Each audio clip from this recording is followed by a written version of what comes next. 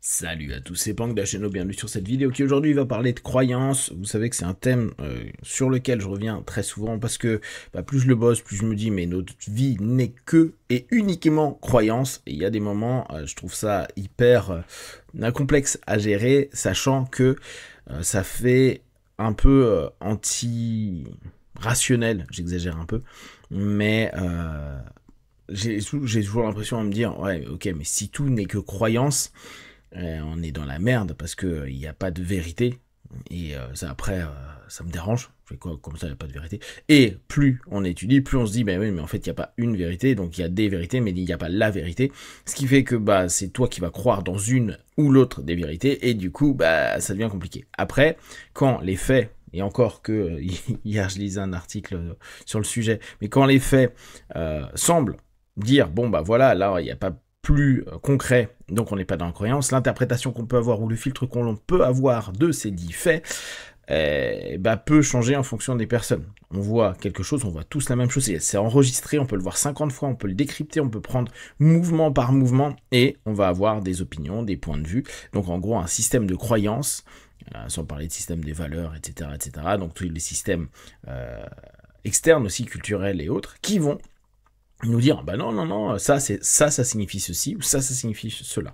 On peut même avoir le retour de quelqu'un qui est sur cette dite vidéo ou dans le bouquin, mais là on va dire quelque chose d'hyper concret qu'on peut tous voir, et la personne nous fait un retour, elle nous dit des choses avec ses mots à elle, et les mots qu'elle exprime, on va les interpréter, les voir d'une certaine façon en fonction de notre filtre de croyance, de perception des choses. Ce qui fait que euh, quand on dit tout le monde a raison, c'est vrai. Bon, un scientifique va dire non, si tu me dis que 2 plus 2 égale 5, c'est pas vrai. Oui, dans un cadre, mais je ne sais plus. Non, c'est plus en physique. Alors, en physique, on a réussi à un moment ou à un autre, quand on est passé sur les éléments quantiques, ne me demandez pas de vous expliquer le quantique, j'y comprends que dalle, mais que certaines lois qui étaient newtoniennes sont devenues caduques dans les lois quantiques. Et là, juste ça, on peut se dire, mais merde, même quelque chose qui nous semblait ultra carré, c'est comme ça, hein, Newton il a dit que ça tombait là, la pop-pomme, et là d'un coup on se retrouve à ouais mais ah bon merde je suis pas bon, c'est pas bon. Bon du coup cette notion de croyance elle est passionnante, elle est à la fois un levier pour nous en accompagnement, elle peut être un levier pour nous au quotidien. Il faut pouvoir réussir à jongler avec, et on voit à quel point par exemple les spiritualités ou les religions peuvent parfois figer les croyances, encore que c'est la plupart du temps des croyances qui se voudraient être positives, qui amènent vers quelque chose de bon. Mais on l'a aussi, nous, dans nos propres croyances non spirituelles, plus matérialistes, etc. Et on peut se rendre compte à quel point ça peut nous bloquer et nous ramener à ce que sémantiquement on aime appeler dans l'accompagnement, dans les thérapies et psychothérapies, des croyances limitantes. Ce qui est complexe, et que j'ai régulièrement et que j'ai eu encore hier, c'est pour ça que je vous en reparle, parce que je trouve que c'est passionnant et parfois difficile pour les personnes à vivre, c'est se rendre compte que la croyance qui a été aidante devient limitante. J'aime pas le mot limitante, hein, mais je l'exploite parce que c'est celui qu'on utilise le plus. C'est très complexe de se dire, mais attends, ça fait des décennies que j'ai cette croyance. De plus, pendant un laps de temps, cette croyance m'a apporté du bonheur, de la joie. On peut même aller dans le rapport spirituel, une connexion à quelque chose de fort. J'avais une intime conviction, une intime connexion à quelque chose réel ou pas, on s'en fout, sachant que je reste sur le principe de croyance. Et le réel étant, du coup, hyper relatif. Mais cette sensation subjective, ce filtre qui permettait de voir des actions et des événements objectifs de son point de vue subjectif positif associé à cette croyance, quand ça a été vécu, quand ça a été perçu, ça devient le réel de tout à chacun, le réel de la personne qui a vécu ces expériences. Quelqu'un, on va prendre un élément un peu religieux ou spirituel, qui a eu une épiphanie, une petite, hein, qui a eu un petit satori, quelqu'un qui a eu une hallucination. Alors, attention, quand je dis hallucination, c'est peut-être même trop, ça pourrait être pris comme péjoratif, qui a vu une entité, un ange, Marie, etc., etc., va avoir vécu et ressenti des choses qui lui sont tellement intenses, c'est tellement vrai que pendant peut-être des mois et des années, il y a quelque chose qui a changé. Il y a quelque chose qui est différent dans ses comportements. Euh, je vous avais dit, parce que c'était une très très belle séance, je vous en ai parlé plusieurs fois, euh, que j'avais eu, mais il y a des années, une dame qui avait des douleurs hyper importantes, assez âgée, quand même très âgée, et qui avait perdu son mari, etc. Donc vraiment un cumul de trucs pourris avec une maladie lourde, je crois, derrière. Et puis, en faisant la session, où je pars sur de l'hyper-impéria, il y a un moment, une connexion avec son monde de croyance, qui était plutôt chrétienne, catholique, et il y a une rencontre. Une rencontre avec ce qu'elle va me dire être la lumière de Dieu, de Jésus, etc., etc. Ok. Ce qui est extraordinaire, c'est l'impact que ça a eu. Son visage, durant la session, a complètement changé. Ça, vous avez déjà dû le voir. Mais plus on part sur du spirituel, plus on s'aperçoit que c'est impactant. L'élément génial, c'est que c'était une période où j'allais faire mes séances à certains endroits. J'allais régulièrement donc dans ces endroits-là, et je l'ai revu quelques mois plus tard, et il y avait toujours le même visage qui s'était complètement ouvert, et il y avait des apaisements totaux, oui c'est ça, des douleurs.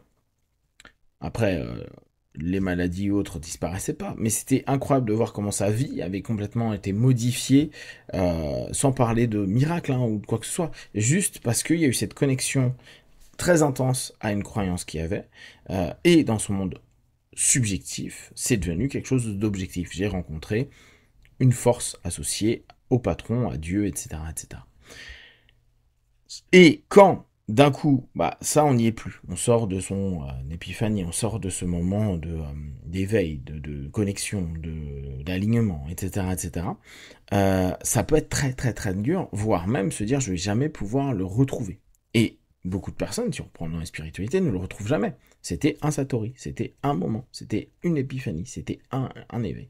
Mais du coup, la croyance vécue euh, et l'ensemble des expériences qui ont été à ce moment-là hyper intenses deviennent un objectif qui peut parfois ne plus jamais être atteignable.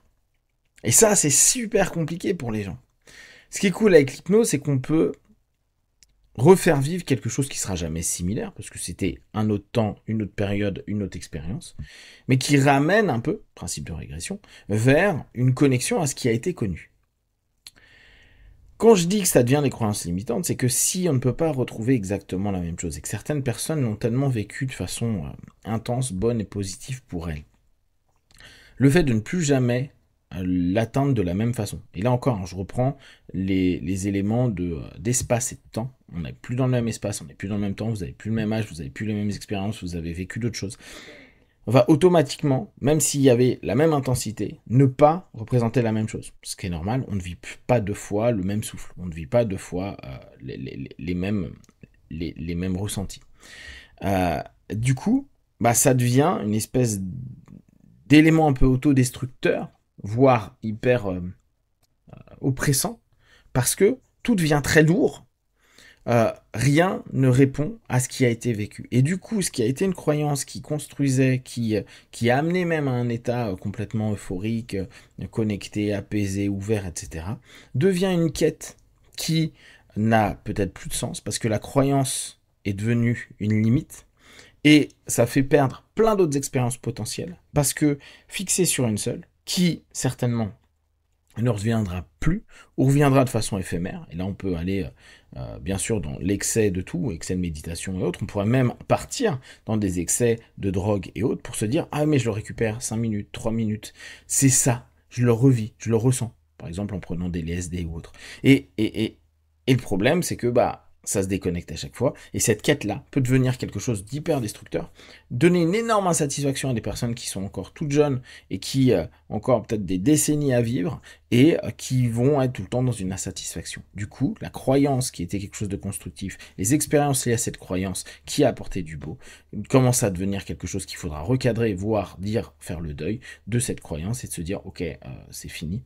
Et ça n'empêche pas qu'il pourra être vécu d'autres choses très intenses, très belles, peut-être pas de la même intensité, peut-être jamais de la même façon, mais qui pourront apporter. Sauf que si on ne change pas cette croyance, si c'est pas le praticien qui le fait, hein. Si le consultant partenaire n'est pas prêt à le faire ou ne veut pas, parce que ça remettra en cause énormément d'éléments du système, de croyances en l'occurrence, ça risque d'être, qu'importe le cheminement qui va être fait, ça risque d'être tellement lourd le reste de la vie, parce que il y aura toujours de c'est pas assez, c'est pas ça, ce qu'on va appeler après une forme d'insatisfaction. Si vous avez des questions et des remarques sur le sujet, partagez sur Facebook, YouTube, j'y répondrai le plus rapidement possible. Comme d'habitude, de tout ce que je propose, ne prenez que ce qui est bon et juste pour vous. Testez, observez, analysez et concluez. Be one, ciao.